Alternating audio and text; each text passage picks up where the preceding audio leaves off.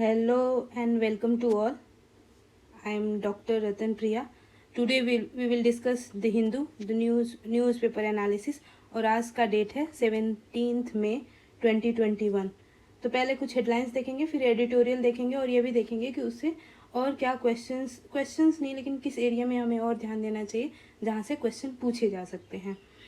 तो पहला है कि 5 किल्ड इन साइक्लोन। कौन सा साइक्लोन आया है? साइक्लोन ताउते। साइक्लोन ताउते जो है वो वेरी सेवरे कैटेगरी, जैसे आईएमडी बहुत सारा कैटेगराइजेशन करता है कि severe cyclone, very severe cyclone, super cyclone, इस तरह का जो कैटेगराइजेशन है उसमें वेरी सेवरे साइक्लोन यानी बहुत ही हानिकारक एक तरह से साइक्लोन है। अभी एनडीआरएफ और एसडीआरएफ इसको डिप्लॉय किया गया है डील करने के लिए। जो एनडीआरएफ और एसडीआरएफ है वो 2005 में इसका फॉर्मेशन हुआ था। ये फोर्स है जो यूजुअली डिजास्टर के टाइम इंट्रूड करता है, पूरी हेल्प करता है, रेस्क्यू, रिलीफ और ये सब ऑपरेशन में हेल्प करता है। जो एनडीआरएफ है वो मिनिस्ट्री ऑफ होम अफेयर्स के अंडर में है और एसडीआरएफ जो होता है वो स्टेट के अंडर में होता है। तो ये दोनों का ही काम कोलैबोरेट करके रिस्पॉन्ड करते हैं किसी भी डिजास्टर के टाइम विद इन इंडिया। और अगर जैसे हेल्प करना हो किसी और कंट्री में भी तो भी भेजे जा सकते हैं, जैसे कि नेपाल में भेजे गए थे। तो सबसे इम्पॉर्टेंट चीज़ है कि साइक्लोन ताउते के बारे में पूछा जा सकता है। अगर साइक्लोन ताउते के बारे में डिटेल से जानना है तो हमारे एक अलग से 5 मिनट्स या 7 मिनट का वीडियो होगा, उसमें पूरा डिटेल जाने कि साइक्लोन होता क्या है, साइक्लोन क्यों आता है, उसके लिए क्या कंडीशन है, उसका क्या इम्पैक्ट पड़ता है। तो इसके लिए आप प्रेफर कर सकते हैं वीडियोज़ को। आगे जो है वो सेकेंड वेव से रिलेटेड है कि सेकेंड वेव जो चल रहा है उसमें पहले तो हमने देखा कि 3 लाख प्लस भी केसेस आ रहे थे, बट अभी 4 लाख के अराउंड आ गए थे केसेस, लेकिन अभी जो है वो डिक्लाइन हो रहा है। But at the same time जो वैसे तो डेली एवरेज जो टेस्ट है वो थोड़ा थोड़ा बढ़ रहा है, लेकिन उसमें फ्लक्चुएशन देखा गया है। और कहीं ना कहीं एक रिलेशन नहीं, यूजुअली क्या होना चाहिए कि जो टेस्टिंग रेट है वो फ्लक्चुएट नहीं, वो हम इंक्रीज होना चाहिए, भले ही हमारे केसेस डिक्रीज हो। तो इसमें हमें ध्यान देने की ज़रूरत है कि अगर अगला हम कोई वेव या प्रिवेंट फ्यूचर का कोई क्राइसिस करना चाहते हैं तो आज भी हमें टेस्टिंग को और ज़्यादा करना पड़ेगा। अच्छा, इसमें 2 चीज़ें इंपॉर्टेंट है। एक तो साइक्लोन का स्टडी करना। साइक्लोन जो है वो GS3 के सिलेबस में आता है ना। और कोविड जो ऐसे क्राइसिस है वैसे तो हेल्थ के सेक्टर में आएगा, तो ये एक तरह से मैनेजमेंट ड्यूरिंग हेल्थ क्राइसिस के अंडर आएगा और इसको पेपर 2 में पढ़ा जा सकता है। आगे IR से रिलेटेड ये है कि Gaza bomb home of Hamas Gaza chief. तो कई 5-7 दिनों से क्राइसिस हो रहा है। पहले गाजा ने इजराइल पे अटैक किया, तो इजराइल के जो आई डोम और जो एक ऐसा इंस्ट्रूमेंट है जो काउंटर करता है किसी भी मिसाइल अटैक को इत्यादि, तो वो क्या किया है कि उसको कई काउंटर किया। उसके रिप्लाई में जो इजरायली फोर्सेस हैं वो काफ़ी बमबारी कर रहे हैं, काफ़ी अटैक कर रहे हैं अलग अलग बिल्डिंग्स में। जैसे कल हमने देखा था कि अल जजीरा के एक बिल्डिंग में, जिसमें अल जजीरा का हेडक्वार्टर भी था, वहाँ पे बॉम्बिंग की गई है। उसके अलावा जो कल बॉम्बिंग हुई है वो इजराइल जो हमास का एक ऑर्गेनाइजेशन है, हमास कहाँ पे है? वो गाजा में है, पैलेस्टाइन का हमास जो है वो पैलेस्टाइन या गाजा में है। यही जो है एक फंडामेंटलिस्ट ऑर्गेनाइजेशन है। इसके चीफ जिसका नाम था याह्या अल सिनवार, तो याह्या अल सिनवार जो था उसके जो होम था या उसका जो ऑफिस या मेन जो रेसिडेंट था वहाँ पे अटैक किया गया है। तो कहीं ना कहीं ये एक तरह से जो इस तरह के कॉन्फ्लिक्ट है वो एस्केलेट कर रहा है, बढ़ रहा है, और इस बढ़ने की वजह से जो वहाँ के जियो पॉलिटिक्स में कहीं ना कहीं क्राइसिस आएगा। और यहाँ पे जो कंट्रीज हैं जिनका स्टेक होल्डर है लाइक US और अदर कंट्रीज, इनको इंटरवीन करना चाहिए इमीडिएटली। वैसे तो UN का मीटिंग हुआ है, बट कहीं ना कहीं जो US का क्या इस पे स्टैंड होगा वो सारी चीज़ें इन्फ्लुएंस करेगा। दूसरा ये है अगला जो न्यूज़ कि कोविड-19 response over next two 6 to 18 month is critical. ये WHO के एक साइंटिस्ट हैं, उन्होंने बोला है कि अगर हम 6 से 18 महीने जो अगले आने वाले हैं वो बहुत ही क्रिटिकल है हमारे कोविड के रिस्पांस के लिए, तभी हम फ्यूचर का भी कोई क्राइसिस प्रिवेंट कर पाएंगे। तो WHO आजकल बहुत ही न्यूज़ में रह रहा है और एग्जामिनेशन पॉइंट ऑफ व्यू से बहुत ही इम्पॉर्टेंट है। तो WHO का फुल फॉर्म जो है वर्ल्ड हेल्थ ऑर्गेनाइजेशन है, ये भी किसी एग्ज़ाम में पूछा जा सकता है।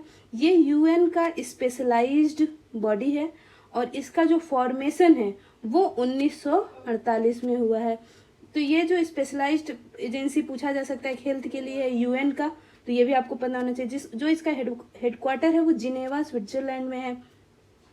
आगे इसके 194 मेंबर्स हैं, ये पूछे जाते हैं कि कितने मेंबर हैं WTO के, तो 194 मेंबर हैं।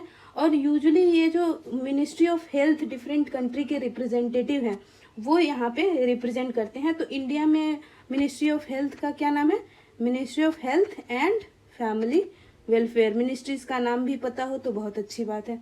तो ministry of health and family welfare जो है WHO में अपने आप को प्रेजेंट करता है। इसका जो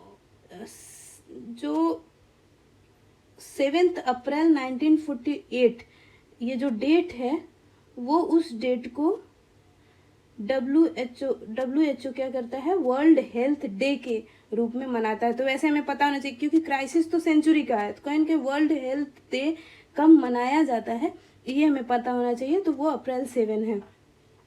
नेक्स्ट हमें बहुत सारा क्राइसिस WHO को ये झेलना पड़ा कि पैंडमिक के टाइम ये बहुत ही इनएफिशिएंट रहा है।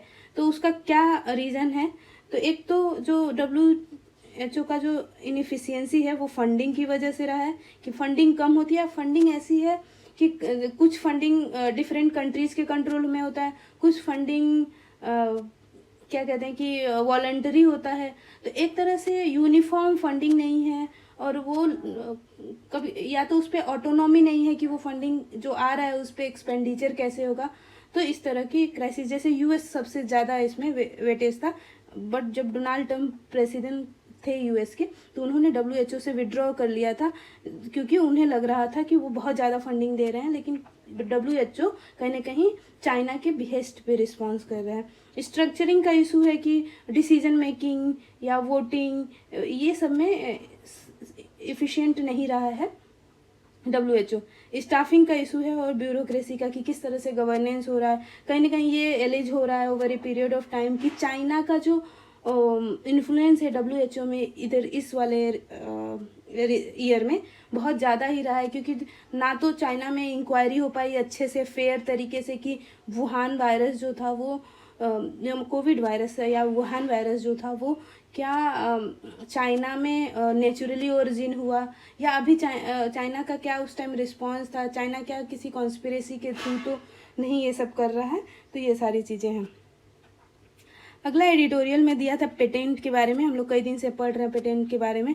क्यों ज़रूरी है? क्योंकि जब हम अपने 940 मिलियन यूथ को वैक्सीन लगाने जा रहे हैं तो हमें कई करोड़ों वैक्सीन की ज़रूरत होगी और सेकेंड वेव को प्रिवेंट करने, वेव जो है वो इस तरह की क्राइसिस लेके आया है कि थर्ड वेव को प्रिवेंट करने के लिए हमें यूनिवर्सल वैक्सीनेशन की ज़रूरत है।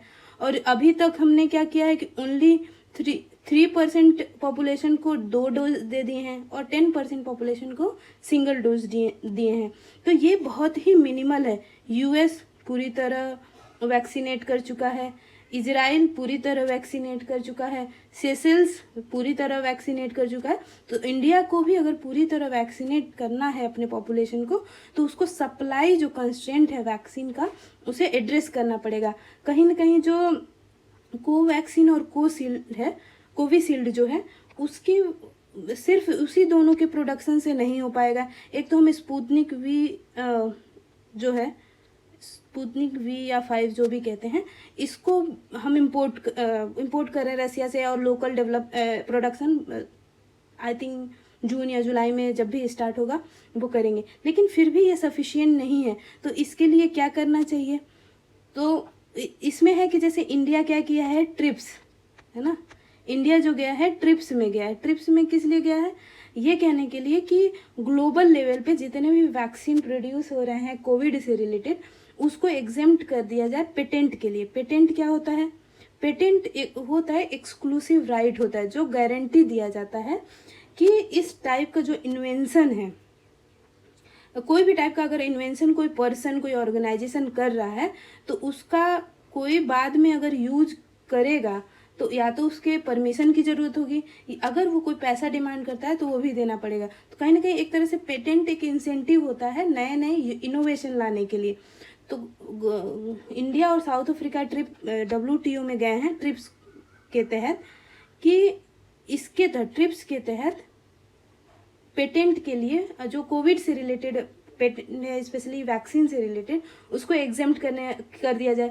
इसका फ़ायदा क्या होगा कि जितना डेवलपिंग कंट्रीज़ हैं अपने लिए सस्ते में और एफोर्डेबल वैक्सीन लार्ज स्केल में बना पाएंगे, क्योंकि जैसे अब इंडिया में है सीरम इंस्टीट्यूट बस बना रहा है, लेकिन अगर ये लाइसेंसिंग या पेटेंट वाला जो कंडीशन है ख़त्म हो जाए तो बहुत सारे और भी जो कंपनियां हैं वो बनाने लग जाएंगी।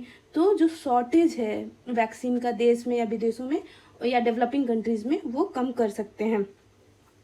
लेकिन इसी में अगर दूसरा जो हमने बीच में न्यूज़ देखा था कि सुप्रीम कोर्ट में जो जजमेंट्स आए हैं, जैसे सुप्रीम कोर्ट जो है जब अभी रिसेंटली किसी ने कहा चैलेंज किया था कि क्यों नहीं कंपल्सरी लाइसेंसिंग, कंपल्सरी लाइसेंसिंग एक प्रोविज़न है ये पेटेंट एक्ट 1970 में। इसमें ये है कि कोई भी अगर इनोवेशन हो रहा है, मान लो हेल्थ के रिगार्डिंग, ठीक है, मान लो कोई भी हेल्थ के रिगार्डिंग इनोवेशन हो रहा है और सरकार को लगता है कि हेल्थ क्राइसिस है और उस क्राइसिस में पेटेंट जो है वो कैंसिल पेटेंट का मतलब कंपल्सरी लाइसेंसिंग के तहत, इसको बोलते हैं कंपल्सरी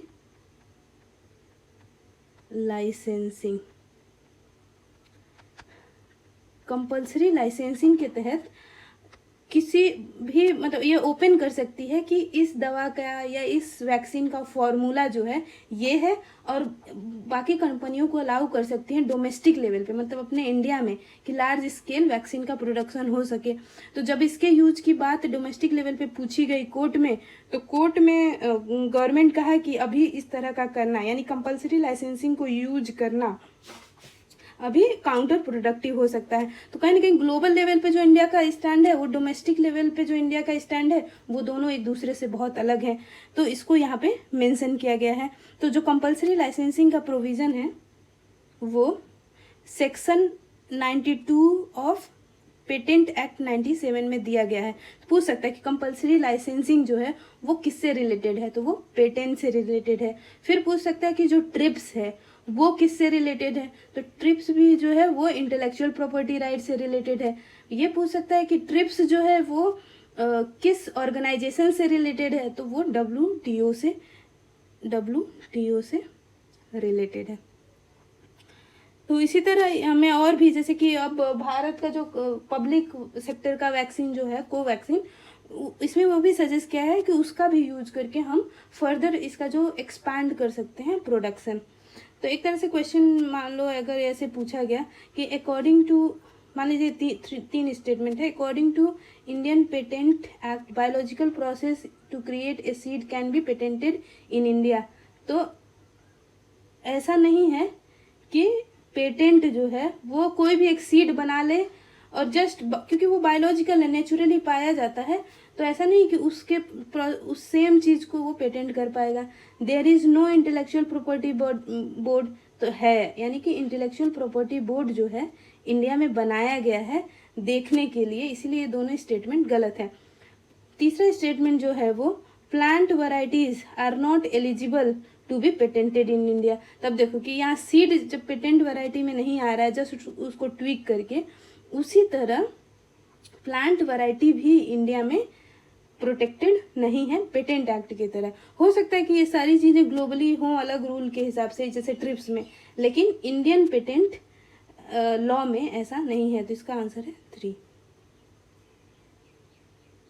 अगला जो कल हमने डिस्कस किया था सेंट्रल विस्टा के बारे में कि कंट्री को सेट करना पड़ेगा कि हमारी प्रायोरिटी क्या है। तो वैसे तो इसमें जो आर्ग्यूमेंट हैं दिए हुए हैं थोड़े से मतलब पॉलिटिकली मोटिवेटेड कमेंट हैं, जैसे कि जैसे कि 2024 तक सेंट्रल विस्टा प्रोजेक्ट इसलिए बनाया जा रहा है क्योंकि कहीं ना कहीं एक तरह से हमें स्टेटमैनशिप या शो ऑफ दिखाना है, शोमैनशिप दिखाना है। तो ये सारी चीज़ें से तो हमें बचना चाहिए। लेकिन ये एक बड़ा क्वेश्चन है कि क्यों आज के डेट में प्रायोरिटी है, हम ये प्रोजेक्ट डिले भी कर सकते हैं। There is no urgency of it at all. अगला जो है, इसी में जो हम कल पढ़े थे कि सेंट्रल विस्टा रीडेवलपमेंट प्रोजेक्ट जो है वो क्या है, पढ़ना है, कब तक पूरा होगा पढ़ना है, कितना एलोकेटेड है पैसा वो पढ़ना, कल वाले में हमने डिस्कस किया है। और ये चीज़ आप पढ़ सकते हैं कि जैसे लॉरी बेकर और एडविन लुटियन ने न्यू दिल्ली को ब्रिटिश के टाइम डिज़ाइन किया था। तो ये हमारे क्वेश्चंस के पर्सपेक्टिव से बहुत ही इम्पोर्टेंट है। अगला जो एडिटोरियल था उसमें ये था कि जो लद्दाख वाला रीजन है उसमें बहुत सारे डिस्प्यूट्स और डिसरप्शंस आ रहे हैं, और वो क्यों आ रहे हैं।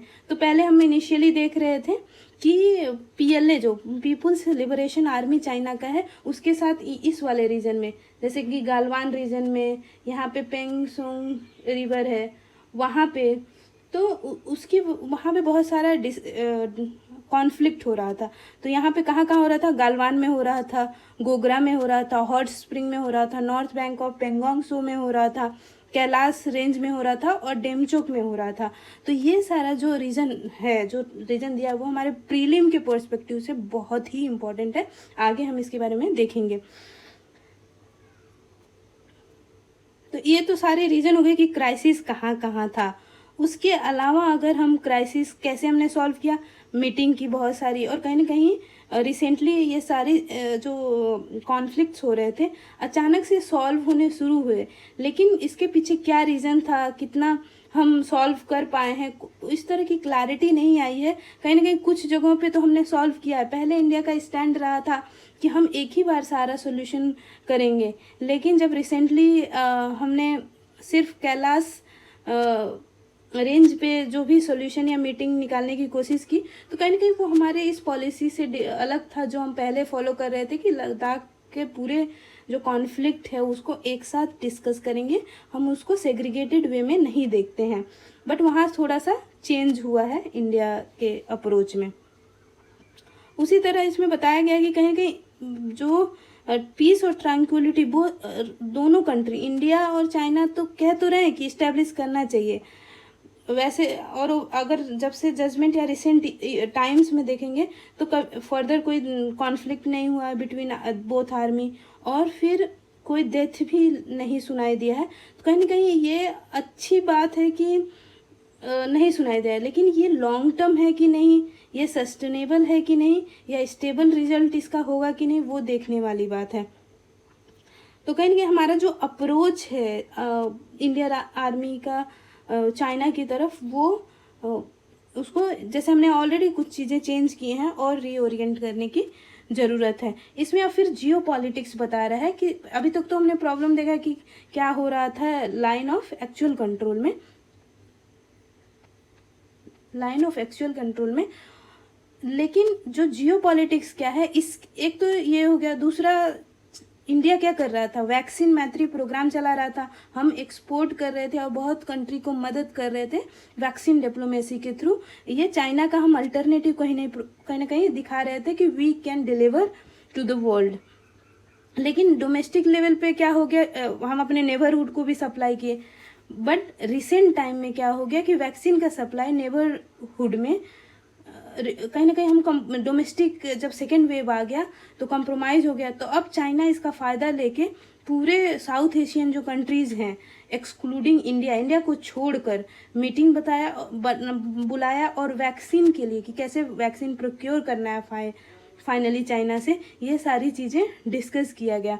तो कहीं ना कहीं चाइना इस चीज़ को बहुत अच्छे से यूज कर रहा है। और इस तरह जो वीक पोजीशन हो गया है डोमेस्टिक लेवल पे जब सेकेंड वेव आया और मिसमैनेजमेंट दिखा, तो इंडिया का जो पोजीशन है, जब हम ऐड बहुत सारी कंट्री ऑफर करने लगे तो इंडिया का जो वीक पोजीशन हो गया उसका फ़ायदा कहीं ना कहीं चाइना ने उठाया है, और वो बाकी कंट्री को ल्योर कर रहा है कि हम अब वैक्सीन देने के लिए तैयार हैं। और कहीं ना कहीं वो ये भी प्रोजेक्ट कर रहा है कि हम जब इंडिया की हेल्प कर रहे हैं तो इंडिया कैसे आपकी हेल्प कर सकता है।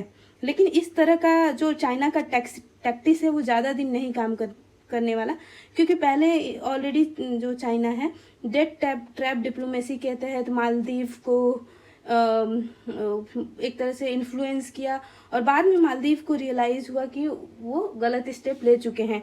तो इस तरह से केयरफुल हमें क्या कहते हैं काउंटर चलाना पड़ेगा इंडिया को, कि वो साउथ एशियन कंट्रीज़ को कहीं ना कहीं इन्फ्लुएंस ना कर पाए, क्योंकि वो हमारे साउथ एशियन कंट्रीज जो हैं हमारे नेबर्स हैं, और हमारे नेबर्स के साथ हमारा स्ट्रॉन्ग रिलेशनशिप होना बहुत ज़रूरी है। उसी तरह क्वाड जो है जो इसमें इंडिया ने प्लेज किया कि इंडो पैसिफिक पॉलिटिक्स या कंट्रीज़ के लिए हम कोविड-19 वैक्सीन सप्लाई करेंगे, कितना, वो भी 1 बिलियन डोज बाय 2022। तो अभी, और दूसरा ये है कि लेकिन प्रॉब्लम क्या है कि अब तो हमने प्रॉमिस कर दिया, लेकिन अब वापस से हम ही इम्पोर्ट करने लग गए। तो कहीं ना कहीं ये जो चेंज हो गया हमारे इस पूरे अप्रोच में वैक्सीन को लेके, इंडिया का पोजीशन वीक कर दिया है। उसके अलावा जो इंडिया का एक कमिटमेंट था गावी का एक प्रोग्राम है कोवैक्स, इसमें इंडिया कहा था, इंडिया का इनका पार्टनर है, तो इंडिया भी बोला था कि हम कुछ जो पुअर कंट्रीज हैं उनको वैक्सीन देंगे, लेकिन कहीं ना कहीं एक तरह से होल्ड करना पड़ रहा है ये सब कंट्रीब्यूशन, क्योंकि डोमेस्टिक लेवल पे हमें वैक्सीन बहुत ज़्यादा चाहिए। और ये तो हमने अभी डिस्कस किया कि किसी तरह ग्लोबल एड का मिसयूज कर रहा है चाइना, और इस वीक पोजीशन की वजह से ये आर्टिकल ये बोलता है कि जो यूएस है और चाइना कहीं ना कहीं इंडिया के इस वीक पोजीशन का फ़ायदा उठाएंगे। यूएस कैसे फ़ायदा उठाएगा कि अगर चाइना के साथ हमारा कॉन्फ्लिक्ट बढ़ेगा तो हमेशा जियोपॉलिटिक्स में यूएस चाहेगा कि इंडिया का कैसे चाइना के खिलाफ यूज किया जाए, क्योंकि यूएस का ऑलरेडी चाइना के साथ कॉन्फ्लिक्ट ट्रम्प एरा से ही चला आ रहा है। उसी तरह एक और नया चेंज देखने को मिला कि इंडिया जैसे पहले कह रहा था कि हम पाकिस्तान से नहीं बात करेंगे, फिर अचानक एक बैक चैनल से टॉक शुरू हुआ और इंडिया पाकिस्तान में एक सोल्यूशन बॉर्डर के लिए निकल गया। तो इसमें जो पाकिस्तान का पोजीशन है थोड़ा सा अपलिफ्ट हो गया कंपेयर टू, मतलब पहले बहुत ही नीचे था, अब थोड़ा सा अपलिफ्ट हो गया। तो कहीं ना कहीं ये वाला इंसिडेंट भी इंडिया, चाइना और यूएस के रिलेशन को इम्पैक्ट करेगा, क्योंकि जो अमेरिका है वो अफ़गानिस्तान से विड्रॉ कर रहा है, उसकी वजह से तालिबान बहुत स्ट्रांग हो जाएगा। तालिबान स्ट्रांग हो जाएगा तो तालिबान का पाकिस्तान के साथ रिलेशन अच्छा है, तो ये सब देखना पड़ेगा कि इसका कितना इम्पैक्ट आगे पड़ता है। चाइनीज़ ने कुछ चीज़ें की, जैसे कि चाइना ऑलरेडी ऑफ़र किया कि हम पैंडमिक के टाइम सिंपैथी तो दिखाया है, ये उसने कुछ ऑफ़र किया सपोर्ट के रूप में, जिसको चाइनीज़ जो मीडिया है या बाकी कुछ मीडिया है उसको चाइनीज एड की तरह रिफ्लेक्ट कर रहे हैं। लेकिन कहीं ना कहीं चाइना ने डायरेक्टली कुछ भी सपोर्ट नहीं किया है, indirectly they have supported through private sector. तो इंडियन गवर्नमेंट बोला कि ये सारी जो चीज़ें हैं वो जो सपोर्ट मिला है चाइना का वो हमें नहीं मिला है, वो प्राइवेट कंपनीज के थ्रू किया गया है। तो कहीं ना कहीं उसको एड का नाम देना गलत होगा। और चाइना के ऊपर इंडिया जो है, जो हम दवाइयाँ बनाते हैं उसका जो रॉ मटेरियल होता है जिसको बोलते हैं एपीआई, ये जो एपीआई है हम मोस्टली चाइना से इंपोर्ट करते हैं। तो चाइना का तब देखना पड़ेगा कि चाइना कैसे इस एपीआई के लिए रिस्पॉन्ड करता है, क्या उसके दाम जैसे रिसेंटली आया था बढ़ा रहा है। तो कहीं ना कहीं ये चाइना एक टैक्टिस खेल रहा है कि एक जगह हेल्प करना है, दूसरी जगह पैसे बढ़ाना है, या उस जगह पे ह्यूमैनिटी नहीं दिखाना है। तो ये सब चीज़ें समझना पड़ेगा। आगे वैसे देखा जाए कि जो इंडिया और चाइना है वो नेबर्स हैं, तो कहीं ना कहीं हमें एक प्रैग्मेटिक पॉलिसी अपनाना पड़ेगा चाइना की तरफ, जिससे कि हम दोनों ही कंट्री जिसमें ट्रस्ट तो नहीं है, और इस जियोपॉलिटिकल चर्न के टाइम में ये दोनों कंट्री अगर साथ में काम करें, ना कि ऐसे एक दूसरे पे उंगली उठा के पॉइंट स्कोर करें, तो एक अच्छा आउटकम हो सकता है। अदरवाइज़ ये देखना होगा कि आगे आने वाले दिनों में डिस्प्यूटेड जो रीजन पे कॉन्फ्लिक्ट हो रहा है उसमें क्या क्या हो सकता है। तो कुछ चीज़ें लोकेशन पढ़ लेते हैं। एक तो LAC कहाँ है, तो ये जो वाला लाइन है बॉर्डर, अक्षाई चीन जो चाइना का है, चाइना में है, ये इंडिया का पार्ट है लेकिन चाइना ने ऑक्यूपाई किया है, तो इसी को बोलते हैं लाइन ऑफ एक्चुअल कंट्रोल। ये वाला जो लाइन आ रहा है वो है LOC, यानी कि लाइन ऑफ कंट्रोल, और LAC क्या है, लाइन ऑफ एक्चुअल कंट्रोल। ये वाला रीजन सियाचिन ग्लेशियर है। ये वाला जो रीजन है वो पाकिस्तान ने ऑक्यूपाई किया था, बाद में इसको चाइना को गिफ्ट कर दिया। और ये जो है वो POK है, पाक ऑक्यूपाइड कश्मीर, और ये इंडियन टेरिटरी जो पूरा यहाँ से वहाँ तक है। तो इसमें कुछ चीज़ें और देख लेते हैं। क्वाड क्या है, क्वाड जो है इसमें 4 कंट्री मिलके इंडो पैसिफिक वाला जो रीजन है, उस इंडो पैसिफिक में किस तरह का जियोपॉलिटिक्स रिस्पॉन्स होगा उसके लिए बनाया गया। 4 कंट्री कौन है, ये क्वेश्चन में पूछा जा सकता है। पहला इंडिया है, दूसरा US है, तीसरा जापान है, और चौथा क्या है, ऑस्ट्रेलिया है। तो आगे हम कुछ लोकेशंस देख लेते हैं। ये यूजुअली प्रीलिम में पूछा जा सकता है, और ये सारे लोकेशन न्यूज़ में थे। तो दौलत बेग ओल्डी, यहाँ पे हमने एक ब्रिज बनाया है, तो दौलत बेग ओल्डी जो है ये एकदम नॉर्थ में है। उसी तरह ये जो दूसरा ये रीजन है देपसांग, देपसांग प्लेन भी है, तो देपसांग प्लेन बहुत इंपॉर्टेंट है। गालवान क्या है, वैली है, ये भी LOC के पास है। लेह उसके नीचे है, दारबुक जो है वो गालवान के नीचे है, और श्रीनगर का लोकेशन यहाँ है। गुरुंग हिल है, गुरुंग हिल, यहाँ पे भी एक डिस्प्यूट हुआ था बिटवीन इंडिया एंड चाइना, तो ये हमारे एग्जाम के लिए बहुत ही ज़रूरी है। मैच द फॉलोइंग आ सकता है, या पूछ सकता है कि ये वाला हिल कहाँ रिलेटेड है। इसमें कुछ और अलग, जैसे कि हमने पढ़ा था हॉट स्प्रिंग एरिया है, तो यहाँ पे है बॉर्डर पे। पेंगोंग सो लेक है, पेंगोंग सो लेक क्या रामसार साइट में आता है, ये कमेंट करके हमें बताइए। इस तरह से पढ़ने से क्या होगा कि आप लोग क्वेश्चंस के पर्सपेक्टिव से पढ़ेंगे, और जब क्वेश्चंस के पर्सपेक्टिव से पढ़ेंगे तो आपको एक आइडिया मिलता रहेगा कि हम जब कोई भी बुक पढ़ रहे हैं या न्यूज़पेपर पढ़ रहे हैं तो उससे क्वेश्चन किस तरह पूछा जा सकता है। तो न्यूज़पेपर से आपको आइडिया लग रहा होगा कि अगर ये सारे एरिया न्यूज़पेपर में मेंशन है तो वो हमारे एग्जाम पॉइंट ऑफ व्यू से बहुत ही ज़रूरी है। अब अगला जो आर्टिकल दिया था वो ये दिया था कि जो वुमेन का कंडीशन है पैंडेमिक में, जो वुमेन वर्कर हैं वो बहुत ही ज़्यादा डिग्रेड हुआ है। तो इसमें बहुत सारा डेटा है। वैसे तो ओवरऑल पॉवर्टी और अनएम्प्लॉयमेंट बढ़ा ही है, बट वुमेन में जो ये अनएम्प्लॉयमेंट और पॉवर्टी है वो ज़्यादा ही बढ़ा है। तो इसमें कुछ कुछ डेटा दिया हुआ है, जैसे कि जेंडर एम्प्लॉयमेंट गैप जो है वो बहुत ही ज़्यादा है। कैसे कि 18% वुमेन जो है as were employed as compared to 75% man. तो लॉकडाउन या कोरोना के टाइम क्या हुआ कि 18% वुमेन ही एम्प्लॉयड रखी गई, बाकी को निकाल दिया गया, बल्कि 75% मैन को रखा गया। तो ये क्यों, क्योंकि एक तो है कि रीजन इसका क्या है कि अच्छा जॉब नहीं अवेलेबल है, रिस्ट्रिक्टिव सोशल नॉर्म था, और burden of house hold work कहीं ना कहीं वुमेन पे होता है, तो उसका असर देखा गया।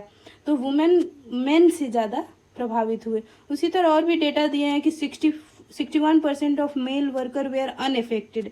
तो जैसे लार्ज जो इम्पैक्ट पड़ा वो वुमेन पे पड़ा, क्योंकि अगर 61% मेन अनएफेक्टेड थे तो वहीं पे ओनली 19% मेन वुमेन अनएफेक्टेड थी। तो यानी कि इम्पैक्ट कितना पड़ा, यहाँ 81% पे इम्पैक्ट पड़ा और यहाँ 39% पे इम्पैक्ट पड़ा।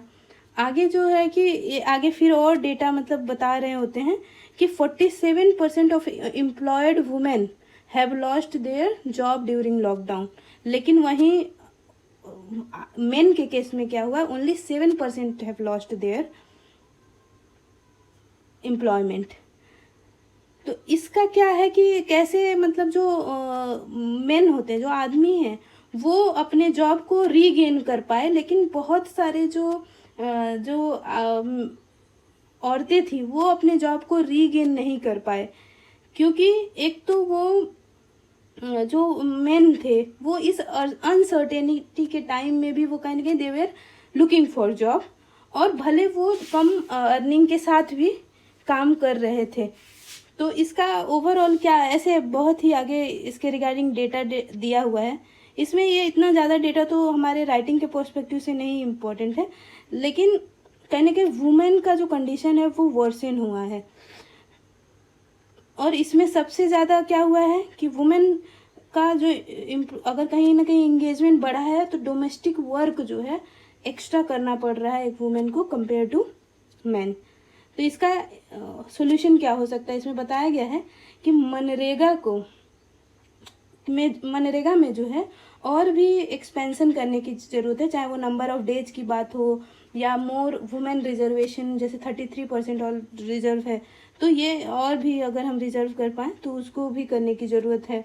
फिर एम्प्लॉयमेंट, स्टेट को चाहिए कि वो वुमेन एम्प्लॉयमेंट को प्रमोट करें at local level.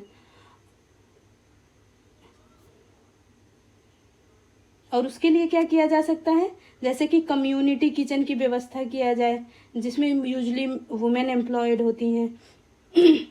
Prior schools, anganwadi centres में अगर ये खाना और ये सब की सुविधा होगी तो कहीं ना कहीं न्यूट्रिशनल फूड तो बच्चों को मिलेगा ही मिलेगा, वुमेन को एम्प्लॉयमेंट भी मिलेगा। सेल्फ हेल्प ग्रुप को इनकरेज करना चाहिए कि जैसे वो पीपीई किट बना पाएँ, और वुमेन को 5000 per month at least for 6 month देना चाहिए, जिससे कि उनका एक इकोनॉमिक एम्पावरमेंट बढ़े और वो अपना सेल्फ एम्प्लॉयमेंट जैसा भी कुछ कर पाए। मेन यूजुअली सेल्फ एम्प्लॉयमेंट में इन्वॉल्व हो जाते हैं, बट वुमेन नहीं हो पाती क्योंकि ट्रेडिशनली उनके पास इकोनॉमिक एम्पावरमेंट या इकोनॉमिक इनकम जो होता है वो काफ़ी लो होता है।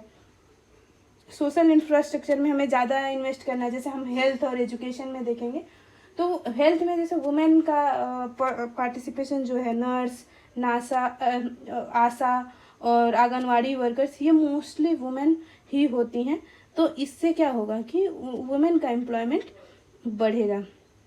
तो ये सॉल्यूशन दिया गया। इन जनरल जो वुमेन का पार्टिसिपेशन है एम्प्लॉयमेंट में वो बहुत ही कम है। तो उसका रीज़न क्या है, इकोनॉमिक स्लो डाउन, मतलब कि इकोनॉमिक स्लो डाउन हो गया तो एम्प्लॉयमेंट बहुत लोगों का चला गया। दूसरा ये है कि एम्प्लॉयमेंट अपॉर्चुनिटी जो है, जैसे बहुत सारे रूरल वुमन जो गांव में वुमेन थी वो एजुकेट हो गई, थोड़ा एजुकेट होने के बाद वो फील्ड में तो काम नहीं कर सकती, तो इसीलिए उनके लिए एक अप्रोप्रिएट एम्प्लॉयमेंट की कमी हो गई है, और उस गैप की वजह से एम्प्लॉयमेंट रेट जो है वुमेन में वो कम हो गया है। Increasing income of house hold, जैसे किसी घर का इनकम बढ़ जाता है तो वो अपनी वाइफ को या अपने फीमेल में घर के जो फीमेल मेंबर हैं उन्हें बोल देते हैं कि अब कमाने की ज़रूरत नहीं है। तो इस वजह से भी कहीं ना कहीं वुमेन का पार्टिसिपेशन इन वर्कफोर्स गिरा है। वीक सर्वे सिस्टम, जैसे इंडिया में डेटा की बहुत बड़ी कमी है, तो डेटा जब रहेगा किसी के रिगार्डिंग तभी आप उसी हिसाब से डिसीजन मेकिंग या पॉलिसी बना सकते हैं। तो इस वजह से थोड़ा सा हमें क्लियर आइडिया नहीं मिल पाता। दूसरा है पेट्रियार्कल कल्चर, मतलब कि एक तो जहाँ वुमेन काम कर रही हैं वहाँ पे सेक्सुअल हरासमेंट हो रहा है या कोई ऐसा इशू आ रहा है, बहुत लोग वुमेन को प्रमोट ही नहीं कर रहे हैं अपने घर में पढ़ने के लिए, तो वो जॉब कैसे कर पाएंगी। तो ये सारे इशू हम मेंस के पर्सपेक्टिव से पढ़ सकते हैं। केरला का एक मॉडल इसमें एक्सप्लेन किया गया है कि कैसे केरला का मॉडल एक प्लान्ड मॉडल है, जैसे कि वीकेंड कर्फ्यू और या 1-2 दिन का जो कर्फ्यू है हफ्ते में, वो कभी भी सक्सेसफुल, या नाइट कर्फ्यू जो है वो सक्सेसफुल नहीं रहा है। तो अगर उस तरह के भी कर्फ्यू लगाने का फिर हमें कोई फ़ायदा नहीं है, भले हम कर्फ्यू डिले करके लगाएं लेकिन वो बहुत ही प्लान तरीके से होना चाहिए कि जब हम किसी को लॉक कर दे रहे हैं एक जगह पे तो उसको सप्लाई कैसे जाएगा, उसको हेल्प कैसे मिलेगा, तो ये सारी तरह प्लान्ड होना चाहिए। और केरला एक तरह से बड़ा मॉडल होके उभरा है।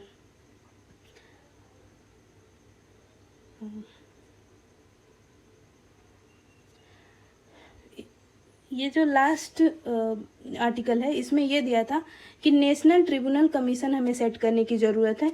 कुछ लोग कोर्ट चले गए हैं, जैसे कि एक ऑर्डिनेंस आया है ट्रिब्यूनल से रिलेटेड जिसका नाम है ट्रिब्यूनल रिफॉर्म ऑर्डिनेंस। इसमें बहुत सारे ट्रिब्यूनल को ख़त्म कर दिया गया है और उसकी जिम्मेदारियां अलग अलग ऑलरेडी एग्जिस्टिंग ट्रिब्यूनल को दे दिया गया है। तो इसके लिए ऑर्डिनेंस किसके तहत आता है, आर्टिकल 1, 2, 3 ऑफ कॉन्स्टिट्यूशन, इसके तहत ऑर्डिनेंस लाता है गवर्नमेंट तब जब पार्लियामेंट सेशन में ना हो। तो कहीं ना कहीं गवर्नमेंट के पास या प्रेसिडेंट के पास पावर होता है कि ही और सी can promulgate an ordinance without मतलब पार्लियामेंट। इसमें कुछ लोग कोर्ट चले गए हैं चैलेंज करने के लिए। तो चैलेंज किस बेसिस पे हुआ है? एक तो लीगल प्रोसीजर फॉलो नहीं हुआ, मतलब पार्लियामेंट इसको पास नहीं किया है। दूसरा कुछ ऐसे ट्रिब्यूनल एबॉलिश कर दिए गए हैं जो बहुत इंपॉर्टेंट है, जैसे कि फिल्म सर्टिफिकेट एपेलेट ट्रिब्यूनल जो था, कहीं ना कहीं जो सेंसर बोर्ड था वो अगर किसी फिल्म के खिलाफ या उसको बैन करने के लिए कुछ या उनके ऐसा कुछ जजमेंट देता है जो इशू क्रिएट करता है, तो फिल्म मेकर या बाकी लोग एपेलेट में जा सकते थे, लेकिन अब वो स्कोप ख़त्म कर दिया गया है। और सुप्रीम कोर्ट का एक जजमेंट था पहले कि बिना जुडिशियल इम्पैक्ट असेसमेंट के कोई भी एक्ट नहीं लाया जाएगा, ये 2019 का जजमेंट था, तो ये भी नहीं किया गया है। तीसरा जो है कि जो किसी भी कमेटी किसी भी जो ट्रिब्यूनल के सिलेक्शन और ये सब का जो कमेटी है वो एक सर्च एंड सेलेक्ट कमेटी होना चाहिए, उसका कंपोजिशन क्या होना चाहिए, इसके लिए भी डायरेक्शन दिया था सुप्रीम कोर्ट। तो ये सारी चीज़ें कहीं ना कहीं कॉम्प्रोमाइज़ हुई है और इसका एक अल्टरनेटिव सॉल्यूशन बताया गया है कि एक नेशनल ट्रिब्यूनल कमीशन बना दिया जाए, जिससे कि ये सारा जो एडमिनिस्ट्रेशन अपॉइंटमेंट और एक्शन लेने वाला जो बात है वो ये नेशनल ट्रिब्यूनल कमीशन करे, ना कि जैसे अभी गवर्नमेंट या मिनिस्ट्री करती है। तो जब गवर्नमेंट एंड मिनिस्ट्री किसी ट्रिब्यूनल में कुछ अपॉइंट करेगी तो वो जजमेंट देते वक्त कितना फेयर होंगे या नहीं होंगे उसमें हो सकता है कॉन्फ्लिक्ट ऑफ इंटरेस्ट आ जाए। इसीलिए ट्रिब्यूनल को और फेयर बनाने के लिए इसके नेशनल ट्रिब्यूनल कमीशन के इस्टेब्लिशमेंट की बात ये ट्रिब्यूनल करता है। और अभी जो करेंटली जो है फाइनेंस मिनिस्ट्री इसके लिए रिस्पॉन्सिबल है। तो ट्रिब्यूनल के बारे में जान लेते हैं। ट्रिब्यूनल जो होता है वो क्वासी जुडिशियल बॉडी होता है। क्वासी जुडिशियल क्या करते हैं, जैसे कि अगर मान लीजिए कोई एक बॉडी है जो जजमेंट पास करता है, उसमें 5 मेंबर हैं, तो उसमें से 2 मेंबर या 3 मेंबर स्पेशलिस्ट होंगे और जो 2 या 3 मेंबर होंगे वो जुडिशियरी मतलब वो जज या लॉ का नॉलेज रखते होंगे, जिससे कि वो जजमेंट पास करें। तो जो ये एक्सपर्ट होते हैं कहीं ना कहीं इनपुट देते हैं किसी स्पेसिफिक कोई जो डिसीजन है उसके रिगार्डिंग। तो ये कब लाया गया ट्रिब्यूनल? तो 42nd अमेंडमेंट के तहत 1976 में लाया गया। और किस आर्टिकल में? 223A और 223B। तो 223A जो है वो एडमिनिस्ट्रेटिव ट्रिब्यूनल को डील करता है और 223B जो है अदर टाइप के ट्रिब्यूनल मैटर को डील करता है। ट्रिब्यूनल का एग्जाम्पल क्या है? कैट मतलब सेंट्रल एडमिनिस्ट्रेटिव सर्विसेज और NGT नेशनल ग्रीन ट्रिब्यूनल, ये एग्जाम्पल है ट्रिब्यूनल का। अब बाकी ट्रिब्यूनल और बाकी कोर्ट में क्या अंतर है जब दोनों ही जजमेंट पास करते हैं? एक तो जो ट्रिब्यूनल होते हैं वो लॉ, पार्लियामेंट जब लॉ पास करता है तब होता है। जजेस जो हैं, जैसे जो जुडिशरी पूरा बनाया गया है वो कॉन्स्टिट्यूशन का प्रोविज़न है। जो जजेज होते हैं या जुडिशरी जो होती है नॉर्मली उसमें सारे लोग लीगल लिमिनरीज होते हैं, लेकिन क्वासी जुडिशियल बॉडी में लीगल लिमिनरीज तो होते ही हैं, जज तो होते ही हैं, कुछ एक्सपर्ट्स भी होते हैं इनपुट देने के लिए।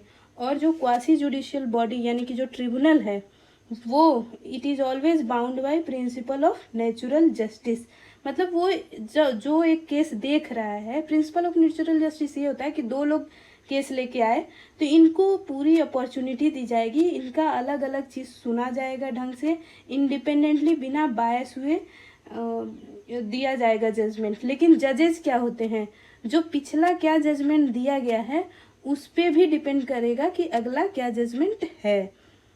तो इसलिए ये डिफरेंसेस जानना ज़रूरी था। Thank you. अगर आपको वीडियो अच्छा लग रहा है तो please like, subscribe and share among your friends.